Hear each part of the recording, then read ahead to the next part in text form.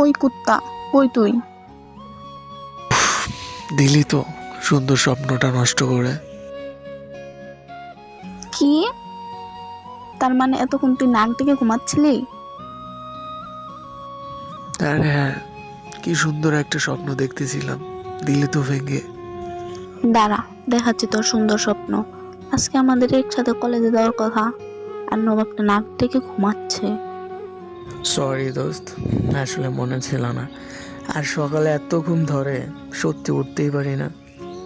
হইছে হইছে, আর বলতে হইব না। জানি সারাত মেয়েদের সাথে মেসেঞ্জার চ্যাটিং করছিস, আর এখন আমাকে উল্টাপাল্টা বুঝাইতেছিস। তাড়াতাড়ি উঠবি, আর উঠে রেডি হয়ে বাসার নিচে আয়, আমি ওয়েট করতেছি।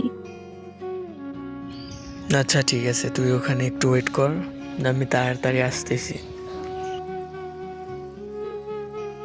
ওই কুত্তা, এই তোর তাড়াতাড়ি টাইম দেখ, 9:15 বাজে। আর বলিস না, রেডি হওয়ার পর যখনই প্যান্টের পকেটে হাত দিলাম, দেখি মানি ব্যাগটা নাই। ওই যে হইল, তারপরে ওইটা খুঁজতে খুঁজতে লেট হয়ে গেল। তুই না আর ভালো হবি না। দেখিস বিয়ের পর বউয়ের হাতে প্রত্যেকটা দিন তোকে মার খেতে হবে। পাগলটা মাথা নিচু করে আমাকে বলতে লাগলো, আচ্ছা এবার কি তুই যাবি, নাকি কোলে করে নিয়ে যাব? ওর কথা শুনে আমি লজ্জায় লাল হয়ে গেলাম। আমি মাথা নিচু করে মুসকে মুসকে হাসছি। অমনি পাগলটা ধমক দিয়ে বলে উঠলো, কিরে পেতনি, এরকম করে কি ভাবছিস, যাবি নাকি? হুম, চল।